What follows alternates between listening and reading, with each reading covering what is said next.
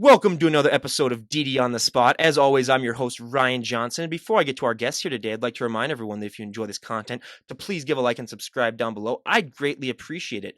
We have Michelle Davis on the podcast. She's a fitness and social media influencer. She's also, as you can see, she's bringing the guns with her too. She's also a two-time overall figure champ. She's coming to us all the way from Las Vegas. Oh, look at that, everyone. That's just ridiculous. And she's also the owner of WCOBN. It's a live streaming network. Everyone go and check that out. But most importantly, she's our current guest. Michelle, thank you so much for being on the show. Hey Ryan, what's up? Thanks for having me on the spot. Gotcha. Absolutely. So why don't you give us a little bit of a backstory on what inspired and what motivated you to get in shape and really adapt this healthy and fit lifestyle? Absolutely. So I'm 36 and 36 years young. I'm from the Central Coast, California. So if anyone doesn't know San Luis Obispo, Santa Barbara, right on the beach, I'm actually here at my parents' house right now. Had my mom walking and had her with my fit bands and everything early 8 in the morning. She's like, I hate you. And I'm like, yeah, I'm working. But no, my journey began. I've always been an athlete, always been active. I'm a go-getter. I'm a dork. I'm a nerd. I'm like Adam Sandler and like Howard Stern mixed together in a girl's version of a tomboy. That's me. Anywho, so 2 years ago, exactly almost 2 years ago, last Thursday, I lost my sister unfortunately passed away. And this is her picture. She was 36. She had breast cancer. She started with lymphoma cancer at age 17, turned into Hodgkin's, and then 12 years later came back to breast cancer. And she fought for 4 years and turned into bone cancer. And ultimately, she uh, told me almost the day she was passing, I'm not going to die. I said, I know you're not going to die. I'm going to be right here with you every day. You're going to be with me. You're not going anywhere.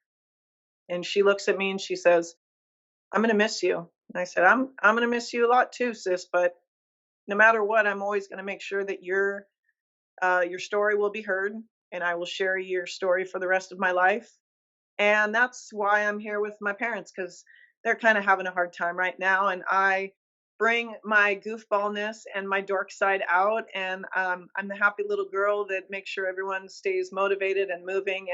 And it's because of my sister that um, started my fitness journey into bodybuilding, because I wanted to try and find a way to release my pain in a healthy way, where I knew I was going to lose my ish while she was terminal. And I said, I'm not going to go down. I need to find an outlet. I need to do it fast, and I need to do it right now. So I found a coach, Michael Haley from Platinum Physiques in Las Vegas. He has the biggest bodybuilding team in Nevada. He's had hundreds, if not thousands, of testimonials. And the minute I told him about my sister being terminal and needing to find the love and support, he took me right on without even talking about competing at all. Like, he just took me on 3 days a week. Every day I went into the gym and I cried. First off, he helped me with anxiety because I couldn't breathe. I wasn't able to be around large groups of people. I'm a broadcaster like you, but naturally I'm an introvert.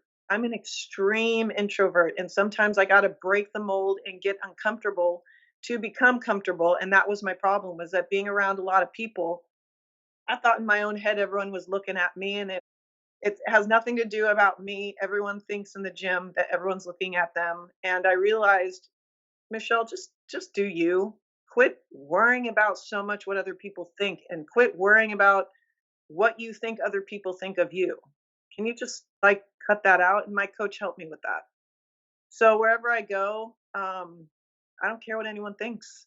The bigger I get, muscular wise, more people are staring at me. I got to let it go. So finding my coach helped me with anxiety. It helped me with my confidence. It helped me get out of my monkey mind and get out of my skin and just go out and help others. He was like, how are you helping to serve others? Just like you're doing on the spot. And he taught me that. And from there, all the women, so many women now come to me wanting to tell me their insecurities, or tell me when they're having a bad day, or tell me how I can help them find another alternative source. So I started with competing. And when my sister passed, I waited about 6 months. got myself prepped up, and the pain of missing her is still there. I just go to the gym, and I now need to find another outlet from working out too much. So that's where I come and I help other women, inspire them to just do little things to keep moving and to stay positive, get rid of negative, toxic people, be in a stable environment where you can balance, and not be in that victim mode where you feel like, oh, the world's out to get me. Everyone has their bad days, and everyone has uh, really, really, no one is going to get out of this alive. So I realized ultimately, I go on a tangent, please excuse me. So I ultimately found that my coach helped me with so many things in competing. I started out in bikini, and I went totally out in left field. I got my own personal tanner. I had a private designer make me 2 bikinis. I had everything, just I wanted to be the best, and it actually faulted because I got 3rd and 5th because I was too tan. My bikinis were too blinged out, and I needed to stay within the range of where everyone else was. So you better get that tan company that's with the competition company that they have it all included. You got to do that. And I found out that the hard way. So I did Steve Carr Classics in 2018 in November, and I got 3rd and 5th, 3rd in my class, 5th overall. And then I waited until March for the Samson Showdown. And the NPC in Nevada is one of the best corporations, if not, I think NPC is the best corporation to be in for bodybuilding. But in Vegas, bodybuilding is life, AF, and I love it because I come here to the Central Coast. I have not once seen one bodybuilding girl, so it's a different world that you find your niche and you vibe with your tribe. And in Vegas, it's the best ever because you have all different ranges of bikini and then physique and then middle. And so I went and I did figure. My coach's wife looked at me and she said, "Michelle, just you need to transition to figure." I had the drive from my sister. I had the dedication from my workouts, being blessed with great genetics and having everything from a microscopist to a chiropractor to a DexaFit scan lady, everything. I now molded myself to where this is my life. And so I went in with that mentality as a figure bodybuilder in March of 2000. 19. No, no, no. So I did classics in 2017 in November, and then I went to Samson in 2018. And I got first in my class and 3rd overall. And I found out that I needed to push even harder without my coach. My coach helped me with my anxiety and my confidence, but I leaned on him so much I was very codependent on him. And I realized I needed to go in it by myself, and I needed to go into the women's section, and I needed to blast out some fasted cardio. And I'd never done the Stairmaster before because it's the hardest cardio machine. And that was the one thing that changed the whole game. I'd always done the elliptical, I've always done the treadmill. Those killed my knees. So the minute I did the Stairmaster, I did it for half the time, and my legs and my butt just got exactly what I needed for figure. So I went into the Jay Cutler 2018 in Vegas, which Jay Cutler, if all you know, is the best bodybuilder like ever, Yep. next to Ron Coleman. And I got first place in my class, and I got first place overall. And I went side by side with, no, I got first place in both my classes, and I went side by side with the overall girl that won. And I said, I'm going to come back in 2019, and I am going to blast her out of the water, and I'm going to win overall. And I did. So I went back to Steve Carr in 2018 and I won my class and I won overall, which was the most ecstatic feeling when Nick Wheeler gave me my trophy. And then I went back in April to the Jay Cutler in 2019 and I won overall in that. And I can't tell you how amazing it feels when you put your 110% to the limit with everything you need from support and love and positivity. And um, you just keep going. And yeah. That's such a great story. I mean, we've heard so many stories, but that's definitely one of the really good ones. And I mean, it's just so inspiring to see that you've been able to, take that loss and really drive that into your motivation to really carry your sister's memory with you. Because that's just, as someone that's lost a couple of grandparents too, it's just trying to carry their memory on and tell their story. And that's so great that you're doing that. One of the questions that I do like to ask, all of the health and fitness guests that we have on is, I always like to say, if you were to walk into a gym with, 100 people, there's 100 different ways as to how those people got into shape, whether it comes down to their diet, their training, their nutrition. I mean, how many reps they do, what exercises they do. There are so many little things that add up to the overall package that people end up seeing. Was that a struggle for you when you were getting started, just sort of figuring out what worked best for your body? I mean, I know you had a trainer that helped you out, but I always like to say, if you were to walk up to someone and say, wow, what'd you train for that body part? It looks amazing. What works best for them 99% of the time is not going to work as good for you. It was diet.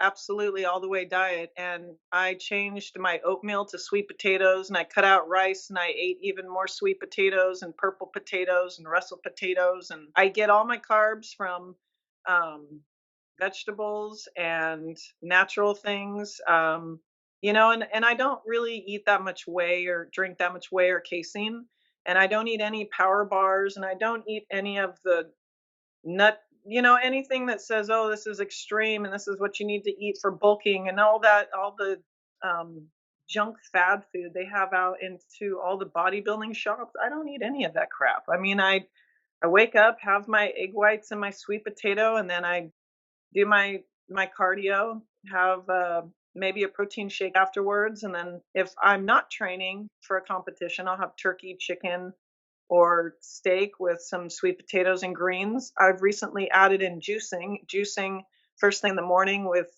beets, carrots, celery, ginger, lemon juice with my vitamins and minerals and supplements. No stimulant supplements, if you know what I mean. I do that first thing in the morning. And you know what? I see the figure girl is now turning into the bikini girl with a little bit of muscle. It's now changing into where you'd see all these changes back in the day, and it's morphing into now I see the bikini girl with a little more butt and a little more shoulders. That's your figure girl. So, you know, as you can see, I'm not that big.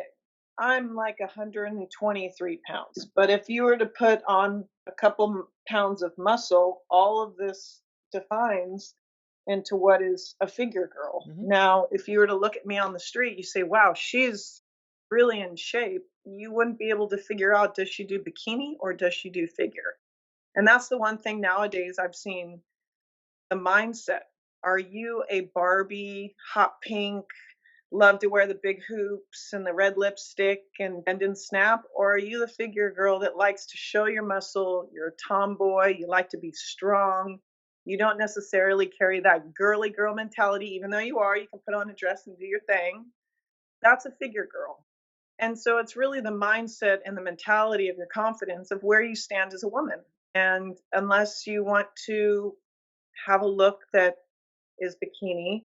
Bikini for me is way too lean, and I work way too hard to not have my work be shown. And I want my work to be shown so women know, wow, you can stay that lean and you can still win a show. You don't have to gain 40 to 60 pounds. You don't have to sit here and do this insane diet. You just have to be moderate and be balanced and know what you like to eat, know what how well your body absorbs certain things, know when you need to rest, all that stuff. It's a fine balance. Yeah, and I always like to say sometimes, like with the physique compares that we have on too, they talk about how that's becoming a little bit more into bodybuilding. They really need to find a way to even that out and just say, like you said, figure girls, they have more muscle and they're a little bit more tomboyish, but they can still rock that girly look and they still like to show it off. But one of the questions that I love to ask, because everyone's genetics are different, what was one body part when you started training that really really took off that you don't have to train as much now? And then everyone always has that one body part that really just lags behind that they have to train to overdrive. I'll give you my examples real quick. I mean, for me, my back, just because when I was in college, I had all these jobs where I was loading and lifting, heavy packages into trucks. And basically, you got a heavy back or you got a really well defined back or you quit. That was basically the two options that you got. But I'm also 6'3", so my legs are just absolutely shot. Where I mean, just being that tall, it's hard to really get them to even out. So legs for me are just an area that I really struggle with. But what were those body parts for you when you were getting started? So my all time, I think the one thing is my abs. Everyone loves my abs because I can carry a six pack and I don't have to really do anything. But all my weight goes in this area. And my arms stay incredibly lean. So whatever muscle I build on my arms, they're going to stay. But my problem area is my legs. All of my muscle goes to my butt, and my quads don't really have that really, really nice tapered look. And that is just time. That's not gaining weight. That's not taking a bunch of stuff. That's just time. And I'm still a baby bodybuilder doing this for um, training for a year and doing shows for almost 2 years in August. So I still have tons of time. I've been I went to my first pro show in December in Bahamas, and there were girls that were competing 8 to 12 years, and I'm like, oh wow, I got some time ahead of me. So that's the one thing. My trouble is the legs. To grow those, to give them size. Some people can be endo, ecto, and meso. So I'm mesomorph from the waist up, and then I'm endo from the waist down, which means very lean arms, very lean legs, gains all my weight from my butt around my hip area. But I have the great genetics of carrying really well abdominal muscles. And I attribute a lot of that to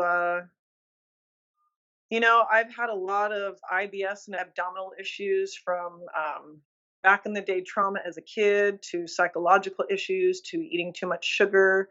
And I always like to stretch and do some crunches before I go to bed, kind of just move my body and do lots of yoga before I go to bed. And I always see how that has helped me build the muscles that I need to, I guess, have that awesome six pack. Yeah. And that's awesome. And I always say, or I gotta say, when I heard that she's only been, doing this for 2 years, I was like, okay, that's just amazing. So we can't wait to see, 2 years from now, what she'd look like now. I mean, Yep. yeah, that's gonna be awesome. But I also love to say, if you were to poll the general public doesn't realize that just to be able to get into shape to go on a prep, 95% of the general public would not be able to do that just because of all the hard work and dedication that takes. But going on a prep, you are notching things up to an extreme level where it comes to, I mean, you got to get all your meals in. You got to get all of your workouts in. Everything just is planned down to an absolute T. It's very, very scientific. What was that adjustment like going from what you were like before with diet and with what eating is and to now your preps where I mean everything is just so down pat? Well, to be honest, there's something that I have that a lot of people don't, and that's I have a lot of free time. So I work for myself, property management, owner of WCOBM with my better half. So I don't have kids. I don't have that 9 to 5 job. And so when it comes to time, I have all the time in the world. A lot of moms, a lot of dads out there, that is the hard part right there. Because when you have kids and when you have a mortgage to pay and you have to go to your job 9 to 5, literally competition life is impossible. Because I get up at 5 a.m., I do my fasted cardio, I come back, I go back to the gym and train with my trainer, and then I rest, and then I go back for my evening sets. That is not looked at to me as a selfish thing, but to a lot of people it is. A lot of people look at that like you're just putting yourself first, you only care about yourself.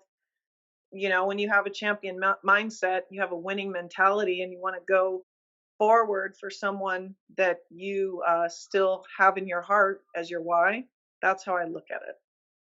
So, Oh, did you can that go answer ahead. the Oh question? yeah, oh yeah, absolutely. Yeah, and I was gonna say, one of the biggest myths and stereotypes that I'd love to debunk on this podcast because it's gotten better the last 5 years, but there are still just so many women that have that fear that if they walk into the gym and they do, one bicep curl, they do one push up, they do one pull up, they're just gonna put on, 50 pounds of muscle overnight. And I always say, like I told you before, I mean, you'd be the first ever trillionaire. Everyone would, I would spend my entire life savings, first of all, trying to pick their brain and find out what they did. But did you have that fear when you were getting started? And even if you didn't, I bet you hear that all the time now. How do you like to respond to that? Not really. I wasn't afraid of getting big at all. And to relating to other women, I see a lot of women are controlled by their men, and their men don't want them to get a certain look because then they fear they're not going to love them anymore. They're not going to have sex with them, or they're and that is such a codependency that I find a lot of women have, that they depend their shape on just keeping their man happy. And that's bull.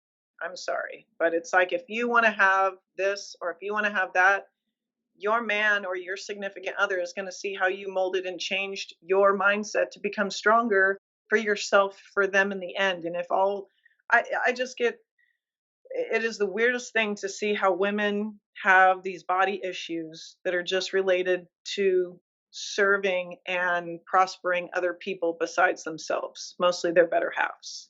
And a lot of women have eating disorders. They don't want to say they do, or body dysmorphia, and they'll never admit to it, but it's so prevalent.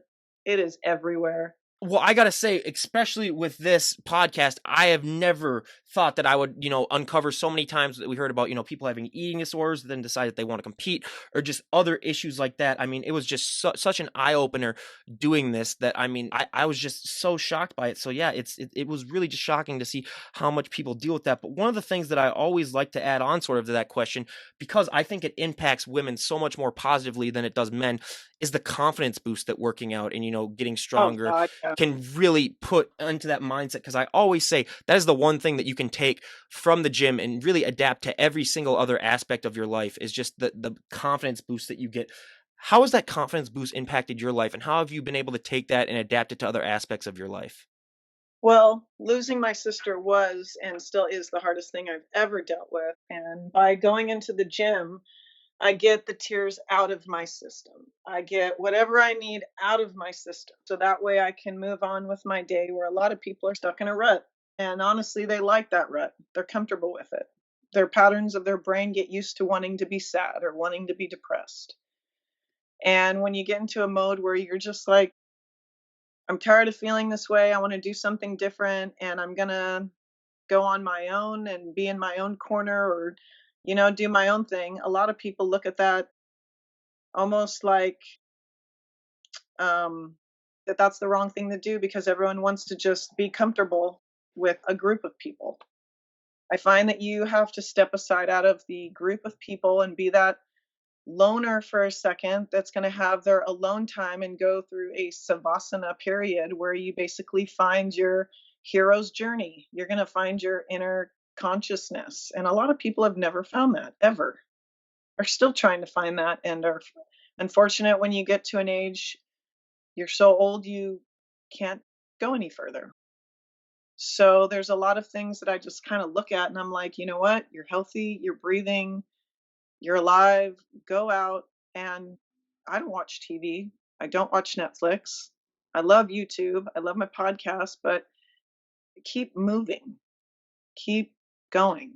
I couldn't agree more with that. I with the guest that I just had on before, we were talking about, how to get back in shape after taking extended breaks from the gym, whether you go on a long vacation or whether you just can't find the time. And yeah, you really just get back into it. But now the number one thing that I would have never guessed in a million years was probably the hardest thing for a lot of these competitors that I have on the show, is posing. I think the general public just doesn't understand that, but I always like to compare it now to, I mean, you can be a great driver, you can never be a perfect driver. You can be a great poser, you can never be a perfect poser. It's always ever evolving. What has your experience with posing been like? Yeah, posting for me is something that I take with a grain of salt. The more practice, the better.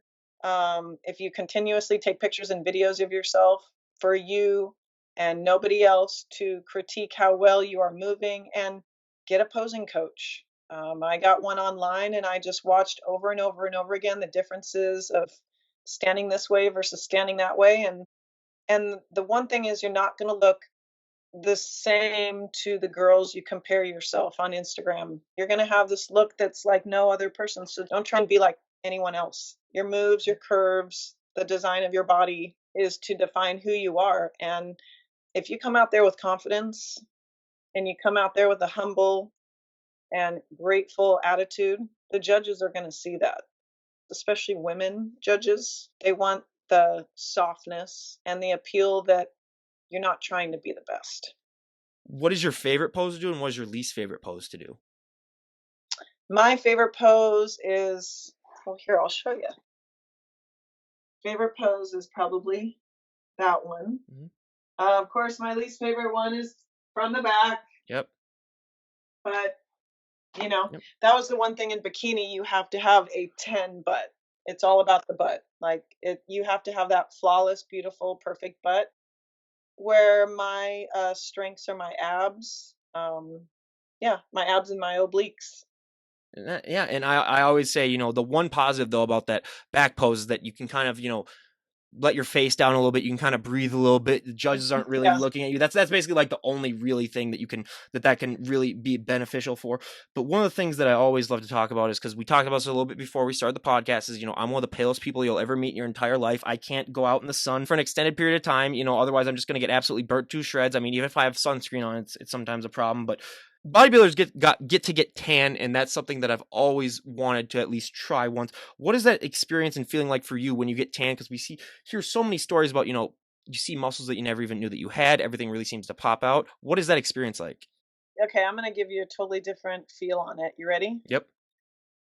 You get covered with a paint and your body starts to burn and it starts to freaking hate you. You get zits, you get blackheads everywhere. And then once it starts fading, you look like you have some funky skin defect. So it's great. It's awesome for the stage, but just all in between that, you stink like beyond really bad. Yeah, it sucks. You're painted like with 8 to 10 coats of paint on your skin, and it can't breathe. So Yeah, I mean, it's just I always like to say the one negative too that it really adds on to that is, I mean, you're not going to be able to sit on anything. You're not going to be able to lean up against anything, really. I mean, you got to bring your own bed sheets. I mean, there are just so many little things that just inconvenience that way. But this is a question that I ask to all my guests, whether it be, bands and musicians or my health and fitness guests. What is that feeling like for you when you get to step on stage and show off, all that hard work that you've worked months upon months for and went through probably, almost like a living hell, I like to call it, like for a prep. What is that feeling like when you finally get to step on stage? it's perfect you said living hell because the day of competition is like you're in heaven because you have the freedom to eat anything you want. And that those choices, you see people immediately make bad decisions.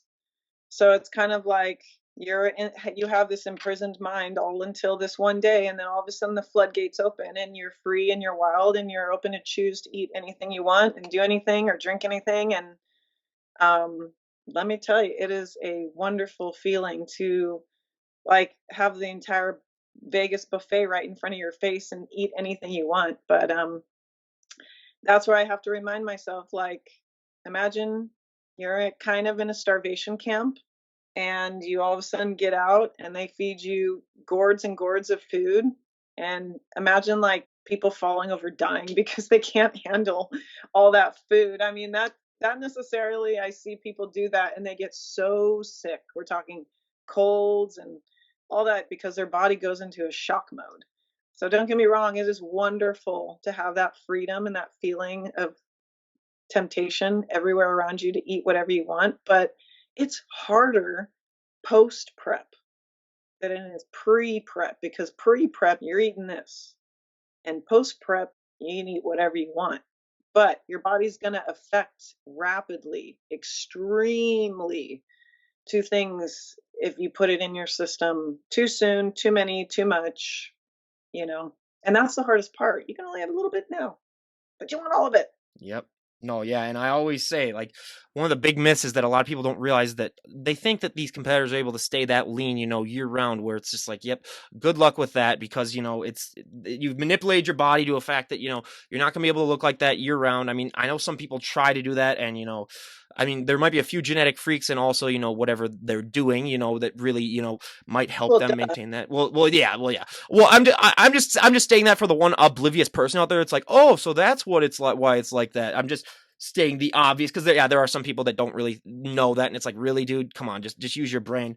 So, but yeah, and that's so awesome. But what is that feeling like for you when you win those shows, though, too? Because we're talking about, like what it's like to step on stage, but when they announce your name and say you've won, and to know that like all of that hard work that you've put into it has led you to not only just to be able to compete, which is an honor in and of itself, but also to win a show. that means my sister's still with me. My sister's soul and spirit is still with me. She carries me up, she lifts me up, she pushes me forward. That's my why. You cannot do this for yourself. If you think you're doing a competition for yourself, well, then you're going to fall flat on your face hard with depression or some soul searching thing that is going to catch you right back to where you started off. So you had to do it for other people. You got to do it for someone else besides yourself. Yeah, I couldn't agree more. And also, just my 2 cents piece of advice is get a trainer or two to help you out or get a coach. We've had so Yes. many people that have tried to do this all by themselves, and it is, good luck with that. That's all I got to Yeah. say to that. Yeah, it's literally almost impossible. Find a professional that has many, many, many, many testimonials. More the experience, the better. Oh, yeah, absolutely. I couldn't agree with you more on that. But now, two of the questions that I love to ask all of the health and fitness guests that I have on as well. The first one, I mean, there were so many positives for me, going to the gym, getting bigger and stronger and getting in shape. But one of the negatives are you're going to get asked to move a lot of people's furniture. You're gonna get asked to open a lot of pickle jars. I mean, I'm still at home with my parents for the next couple of months before I move out, and every single time they come home with groceries, I basically have to lift the car into the driveway and carry in the groceries. Has that been a similar experience with you where people take one look at you now and they just assume that you can do favors for them?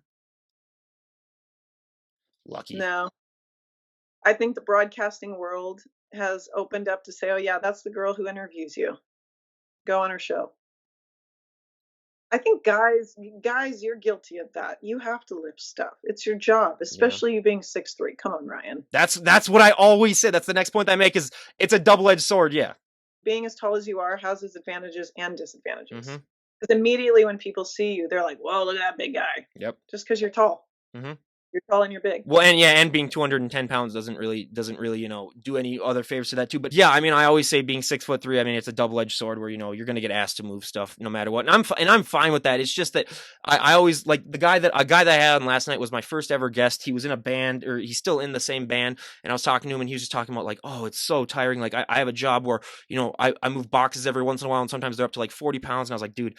I have a job now still where every once in a while they'll ask me like, hey, you want to move like these 140-pound boxes and there's like 600 of them and get it done in like 2 hours? And then it's like, oh yeah, sounds good. I'd So like yeah. to see a moving company with women. That would be interesting to see because I've never been asked to move boxes. I've been asked to take a lot of pictures though. Yeah, well, I was gonna say she's got the guns, but she doesn't have to use them. So I mean, that's yeah, and that's she's got the best of both worlds, basically. But now, my favorite question to ask, and the audience favorite, and I always say this is a multi-million-dollar idea, but when it comes to clothes for fit women, I always say fit guys have their own problems, but fit women, I mean, I always say if you have big, broad shoulders, dresses aren't your best friend. Jeans are another thing that we hear of all the time. Where if you have a big lower body and a small waist, they're almost impossible to find a good pair for. What are some ways that you have found that you're able to compensate for the fact that especially when you get really lean for shows or even in your off season, your clothing options can be limited. Oh, absolutely. I think one of the things I love the most is I love to thrift and I love to recycle my clothes.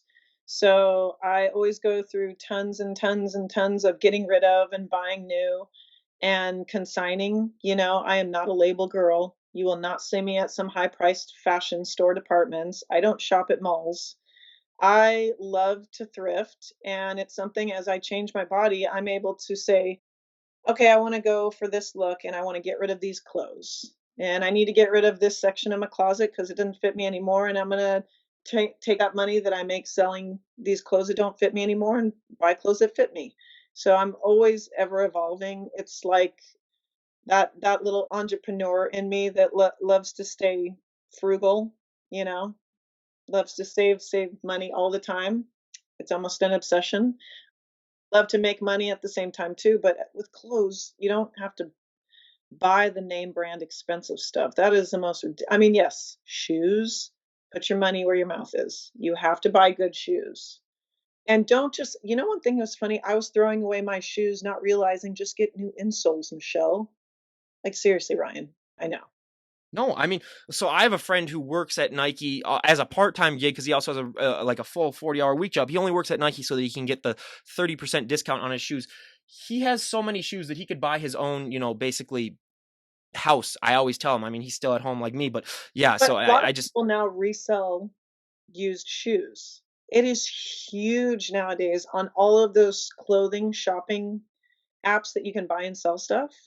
I'm making a killing on Facebook. Like the last 2 months alone, I sold, I think, a couple of my competition bikinis and a few trash bags full of clothes and made over 600 bucks. And then I take that money and then I go to Buffalo Clothing or high price consignment stores that are not brand new And there's no girls that are gonna buy tiny little tops like this except me, because it doesn't fit anybody else in but me. So, yeah, I'm able to kinda be creative and stylish in a way that I don't care how it looks to anybody else, as long as I like it and it fits me well, and I can get rid of it and not feel guilty about the money I invested in it. Yeah. That's so important too, is just realizing, and a lot of thing that I think bodybuilders really have over the general public is that they're able to say, you know what, if I don't care the way people look at me, I don't care, how I'm judged.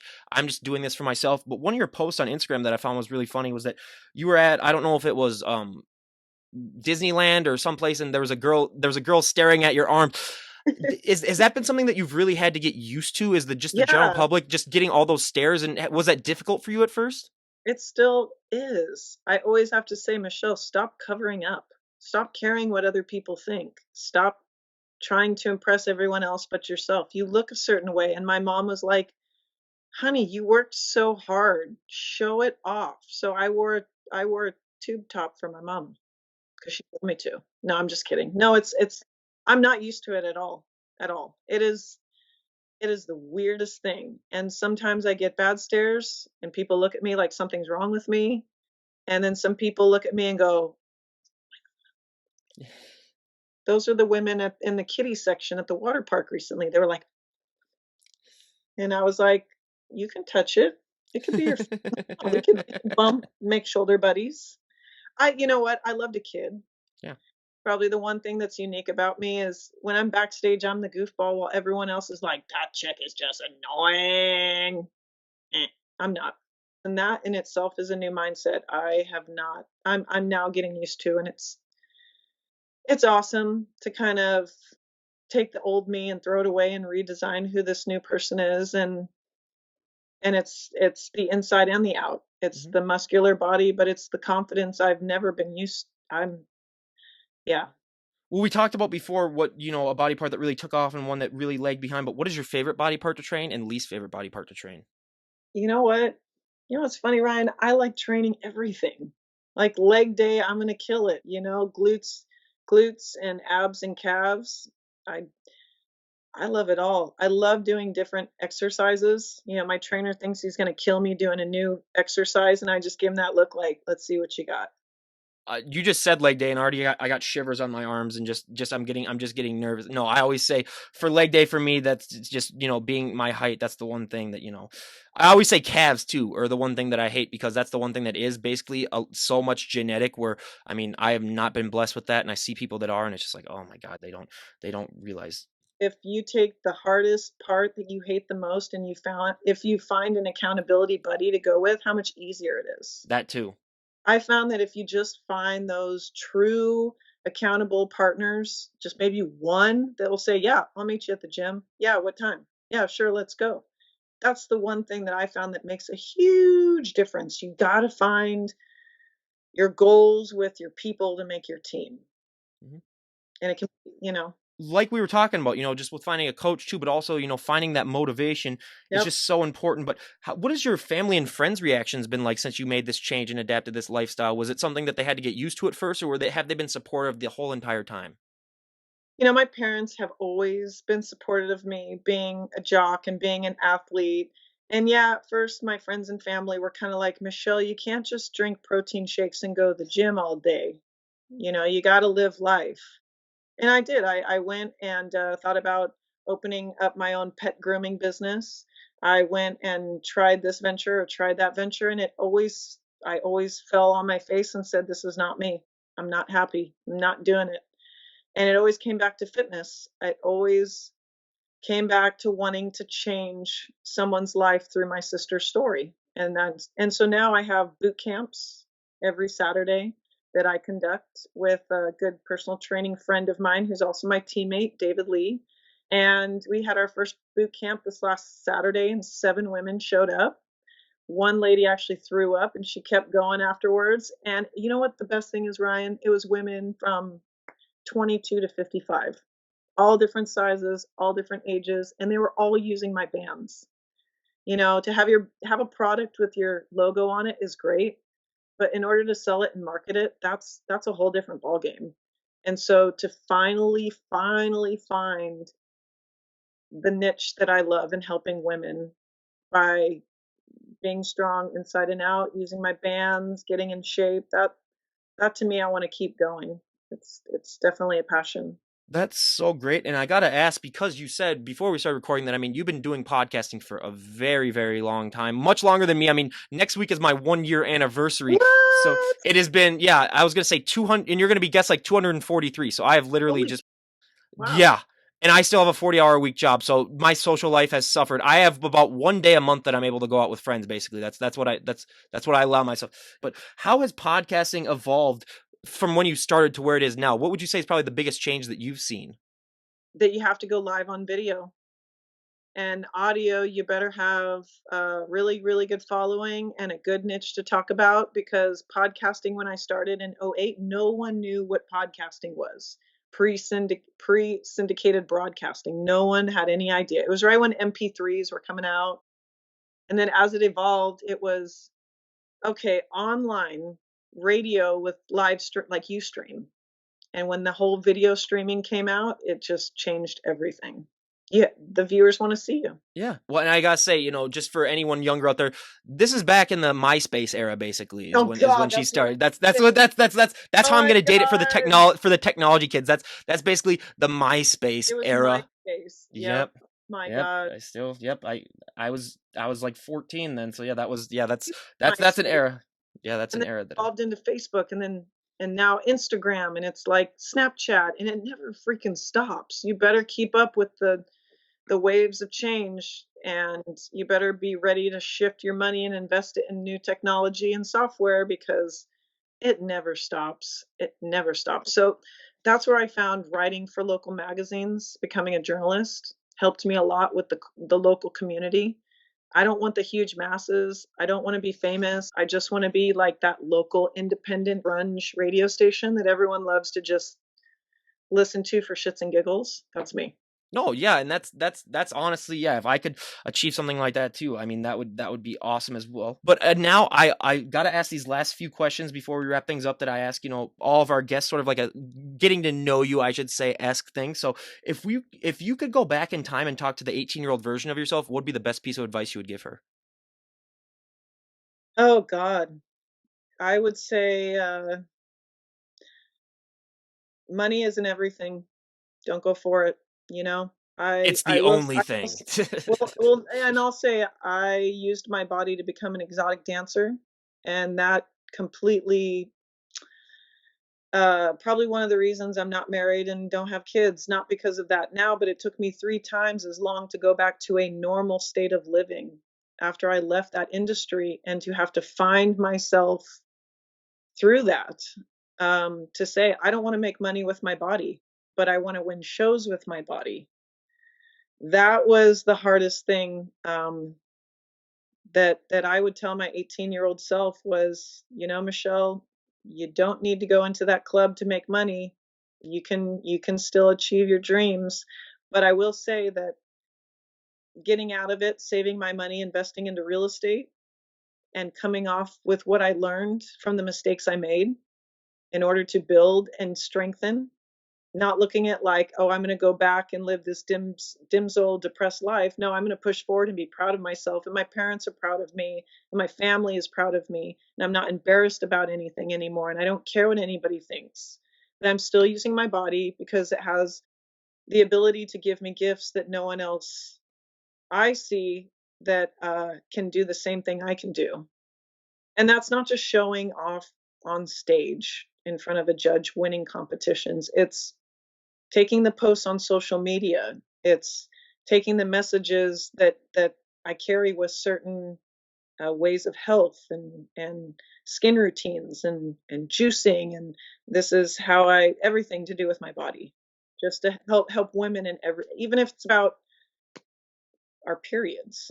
It's seriously, I mean, there's so many things in a woman's body that I want to use as a tool to help my body be that gift to send to women, to allow them to move on to where, and maybe they're stuck and they need help in any way, shape, or form. Well, and that's awesome, but I gotta ask, having that background in exotic dancing, a lot of people struggle with the getting on stage and being basically in a bikini in front of a lot of people, that's one of the things that a lot of the first time competitors say they really struggle with. But having that background where you You wanna hear something funny? I didn't go on stage. oh, you didn't? I would pay money to stay off stage because I was so nervous. That's how much I had anxiety. I was so well at communicating and talking to people and getting back in the VIP. I thought it was a waste of money to waste all that energy on stage for dollars. So I never got on stage. But do you think that background really helped you be able to have that confidence to get on stage? The background being comfortable naked. Or being comfortable basically with your body to be able to go up on stage and pose in front of people and judges, because a lot of people, they get really nervous with that. But the difference was as a dancer, I didn't have the confidence to know inside that I'm smart enough to find a way not having to use my body and use my mind and flip it. And to use that and say, I'm smart. I may have a good body and be good looking, thank you God, but I'm smart enough that I could go get a banking job, or I could go be a teacher, or I could go be a lawyer, or I could go back to school. Just that sense of knowing I was smart enough. I've always lacked that confidence, whether it was test anxiety, being in a large classroom full of people, uh, you know, like there are certain things about my educational status that I always fault and use my body as the reason, oh, now I'm confident. It's both, it's your mind and your body. Absolutely. And now for the last few questions, one thing that I always find interesting is out of all of your followers that you have on social media, if they were to meet you in person, what do you think would be the most surprising thing that they'd find out about you? I don't look the same in my Instagram pictures as I do in person. They say, "Wow, you look so much better in person than you do in your pictures." So that's a cool feeling. Yeah. I look so much bigger in my pictures than I am in person. It's insane. She showed us her arms though, so I don't know about that, but you know. No, I'm like, okay, they're big, but Yeah. they're not like huge. They're just Yeah, defined. they're really defined. Yeah. I'm very, very defined. Yeah. Not huge though. Yeah. And if I was huge, I would be going into physique. Yeah, that's one thing that we do hear all the time, though, is that a lot of times, with pictures, and especially with some of the shorter guests that we have on, it makes them look taller. But for me, it's the exact opposite. They'd be like, "Oh crap, you're really really big." But now, if we were to talk to you a year from today, where would you like to be at in bodybuilding? Where would you like to be at, just in your overall life? What are some goals that you have that you would like to see accomplished if we were to talk a year from today? A year from today, I would like to have my boot camps with up to 10 women coming every Saturday using my bands and having testimonials that it's changed their life. And I'd like to get my pro card by then, start possibly looking at Olympia. And I'll still be in Las Vegas. My man's opening up a new go-kart track on Fremont Street, so that will be going. I'm starting a new radio job position at KSHP 1400 AM. I could introduce you to them, Ryan. That's awesome. So yeah, in a year, I'm gonna be more live streaming, um, pro bodybuilder, boot camp, um, just pushing on. And it's gonna be that in a year. Year goes by so Oh, yeah, absolutely. Yeah, especially with this podcast, I can, attest to that too. And now lastly, is there anyone that you would like to give a shout out to before we wrap things up? I want to give a shout out to my coach, Michael Haley, Platinum Physiques, and all my fitness family, all my teammates. Give a shout out to all of my sponsors that believe in me, and of course, my family. Ultimately, my sister. God bless her, rest in peace. She is just the best. And ultimately, God. Yep. No, and that's awesome. And again, we cannot thank you for coming on and sharing your story. I mean, it's such a good story and a great story. And honestly, I wish you nothing but the best in your health and fitness journey. And I always say 36, she doesn't look a day over 25. That's another benefit of working out and going to the gym. Ryan, stop. I always say that's I'm what. blushing. Yeah, yeah. I always say that's a huge, huge thing. But again, everyone, if you want to go and give her a follow, I'll leave a link to all of her stuff down below. Give a listen to her, WCOB, and I'll definitely, recommend that. And again, it was so great having you on and great talking and hearing your story. And honestly, thank you so much. I really, really appreciate it. Oh, Ryan, you're sweetie. Come to Vegas. Wish you much luck in your broadcasting, and thank you for reaching out to me. I was so flattered. Absolutely. So again, you guys, this is Ryan Johnson, DD on the spot, signing out. Have a great day, everyone.